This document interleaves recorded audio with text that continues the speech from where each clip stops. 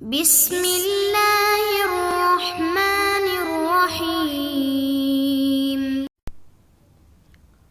السلام علیکم محترم سامعین اور عزیز طلبہ کرام، امید کرتا ہوں کہ آپ تمام احباب خیر و عافیت سے ہوں گے۔ آج کا ہمارا سبق نمبر 36 ہے، جس میں ہم شاعر یزید بن الحکم الکلابی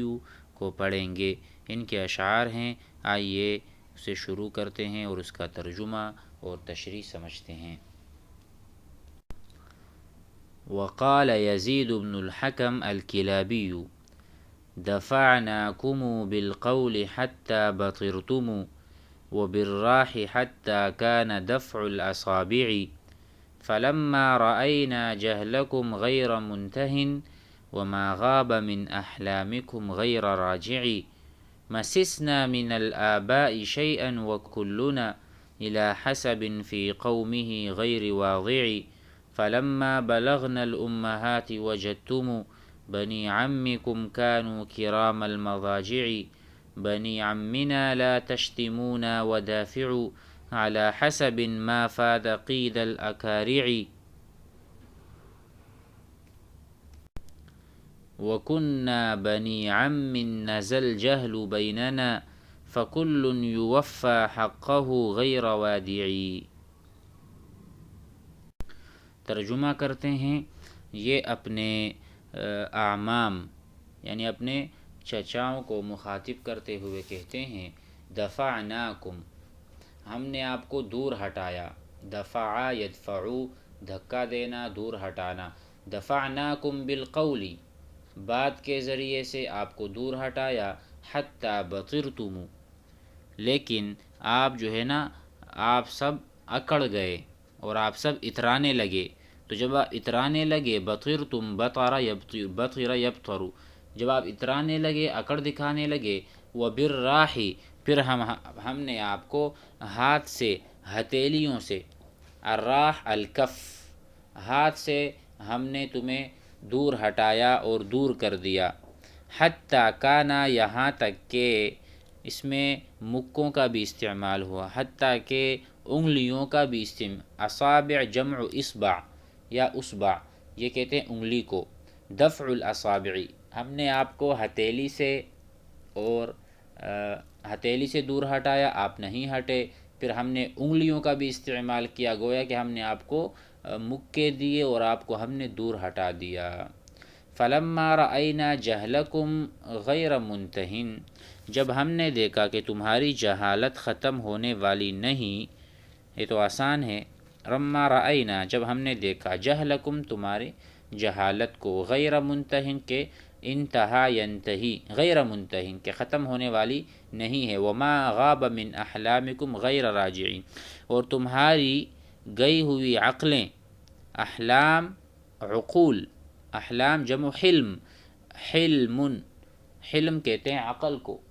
تو جب ہم نے دیکھا کہ تمہارے جو عقل ہیں وہ واپس، غیر راجعی، واپس لوٹنے والی نہیں، گویا کہ تمہاری جو عقلیں ہیں وہ اڑ چکی ہیں، ختم ہو چکی ہیں یا معوف ہو چکی ہیں۔ تو جب ہم نے دیکھا تمہاری جہالت ختم نہیں ہونے والی اور ساتھ میں تمہاری عقلیں بھی نہیں ہیں، تو کیا کیا؟ مسسنا من الآباء شیئا، تو ہم نے آباء میں کچھ تلاش کیا۔ آباء میں کیا تلاش کیا؟ مسسنا، طلبنا، من الآباء شیئا، آباء و اجداد میں کوئی چیز، لیکن معلوم ہوا وکلنا الی حسب فی قومہ غیر واضعی، کہتے ہیں کہ ہم اپنی قوم میں سب ایسے نسب کی طرف منسوب ہیں جو گرا ہوا نہیں ہے بلکہ شریف اور بلند ہے۔ مسسنا من الآباء شیئا وکلنا الی حسب، سارے جو ہیں ایک حسب کی طرف منسوب ہیں، فی قومہ، اپنے قوم میں، غیر واضعی، یہ کوئی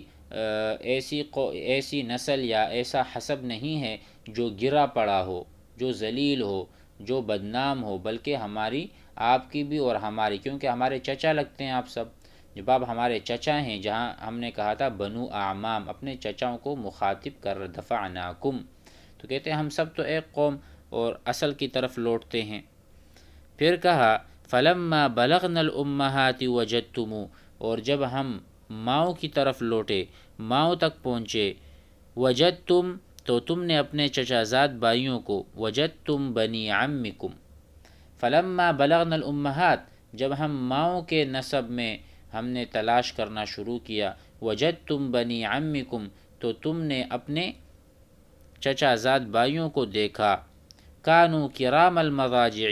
کہ وہ شریف ماؤں کی اولاد تھی۔ کرام مضاجع، مضاجع سے مراد مائیں ہیں، کیونکہ وہ مضجع ہوا کرتی ہیں، مائیں بچوں کو گود میں لیتی ہیں، تو گویا کہ وہاں سے تمہارے جتنے بھی چچا زاد بھائی ہیں وہ ایسی ماؤں سے ہیں جو کہ کرام ہیں، جو کہ شرفاء ہیں، شریف ہیں، شریفات ہیں۔ یہ سارے ہم معنی نکال سکتے ہیں، یعنی باپ کی جانب سے ہم ایک جیسے ہیں، لیکن امہات کی طرف سے ہم تم پر فائق ہیں۔ امہات کی طرف سے اگر ہم ماؤں کے نسب کو دیکھیں تو ہم آپ سے فائق ہیں، متفوق ہیں، آپ سے اعلیٰ نسب والے ہیں، لیکن باپ ہمارے ایک ہے کیونکہ چچا زاد بھائی ہیں۔ اور آگے کہا بنی عمنا لا تشتمونا، چچا زاد بھائیو ہمیں گالی نہ دو، بنی عمنا لا تشتمونا ہمیں گالی نہ دو، ودافعوا مدافعہ یعنی مصالحت کرو، ٹھیک ہے، دفاع کرو، علی حسب شرافت کا، ما فاد قید الاکارعی کہ جس کی عزت پنڈلی کی نالی کی بھی مقدار بھی فوت نہیں ہوئی، یعنی ابھی تک تو کوئی ہماری جو عزت ہے وہ ابھی تک وہ صحیح سالم ہے، اس میں کوئی ابھی وہ تار نہیں ہوئی، داغدار نہیں ہوئی، تو کہہ رہے ہیں لا تشتمونا ہمیں کیوں گالیاں دے رہے ہو، ودافعوا علی حسب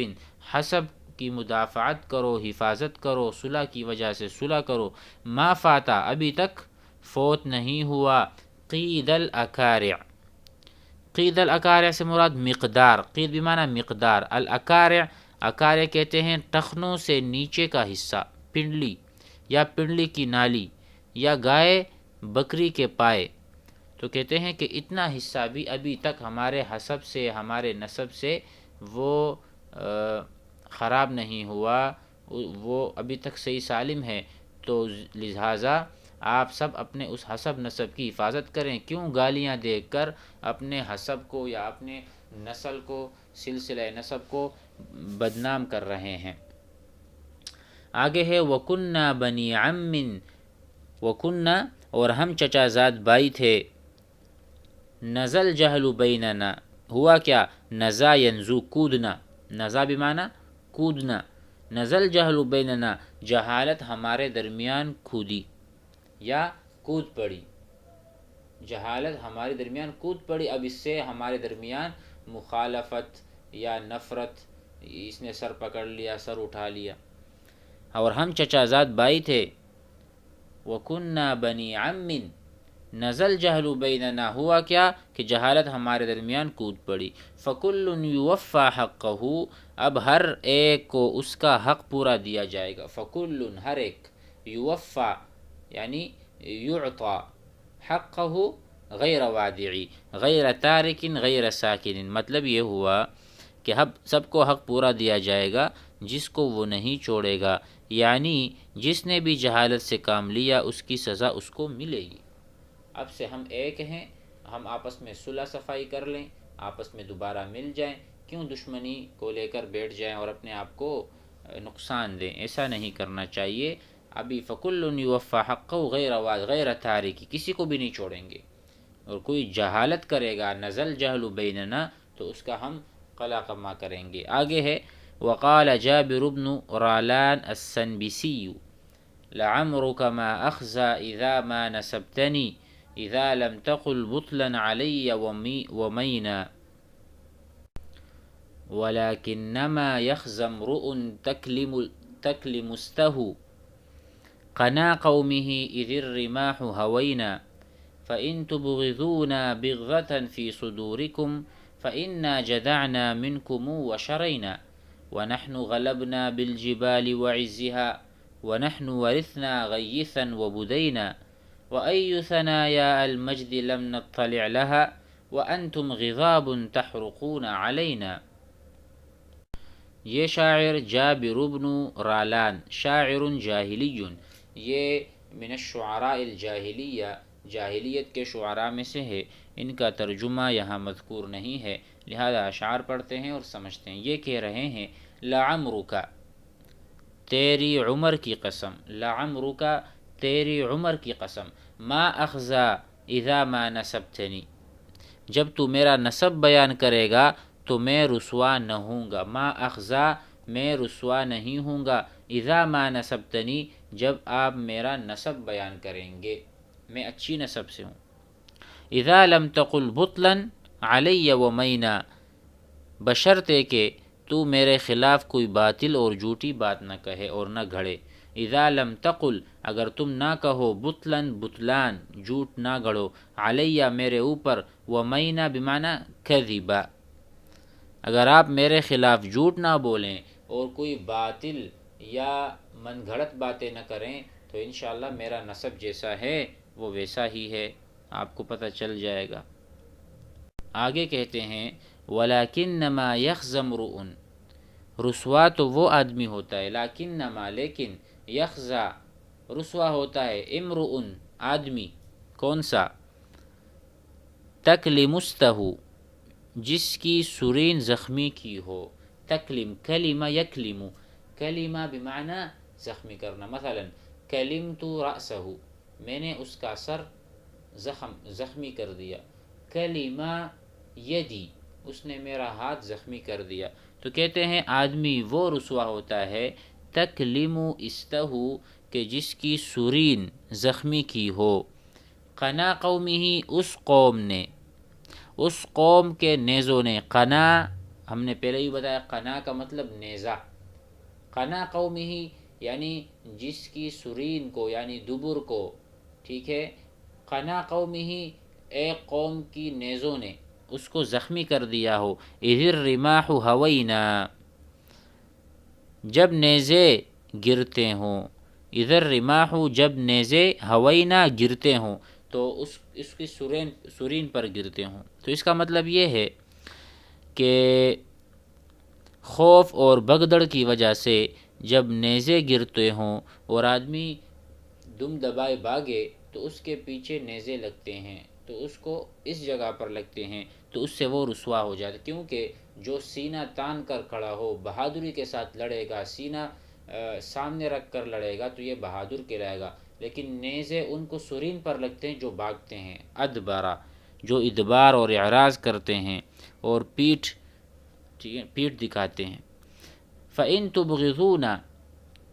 بِغْضَةً فِي صُدُورِكُمْ، چنانچہ اگر تم اپنے سینوں میں بغض رکھتے ہو تو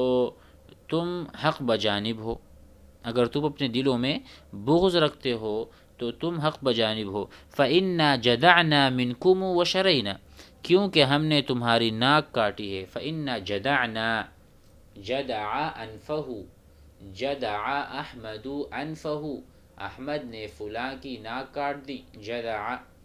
فَإِنَّا ہم نے جدعنا کاٹی ہے ناک، منکم تم میں سے، وشرینا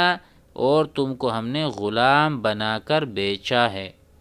جب جنگ میں اسیر ہوتے ہیں، قیدی ہوتے ہیں، پھر ان قیدیوں کو بازار میں بیچا جاتا ہے، تو اگر تم اپنے دلوں میں ہمارے لیے بغض رکھتے ہو تو تم حق بجانب رکھو، کیونکہ ہم نے تمہاری ناکیں کاٹ تمہیں رسوا کر کے چھوڑا تھا اور تمہیں غلام بنا کر بیچا بھی تھا۔ وَنَحْنُ غَلَبْنَا بِالْجِبَالِ وَعِزِّهَا اور ہم پہاڑوں اور ان کی بلندی کی وجہ سے تم پر غالب ہیں، نحن غلبنا ہم غالب ہیں، بالجبال وعزها تمہارے اوپر پہاڑوں کے ذریعے، وعزها ارتفاعها ارتفاع اس کی اونچائی کی وجہ سے، وَنَحْنُ وَرِثْنَا غَيِّثًا اور ہم نامور بزرگ، غیث ایک بزرگ کا نام ہے، ورثنا اور ہمیں میراث میں ملا ہے کون؟ غیثاً غیث بزرگ، اور بدینا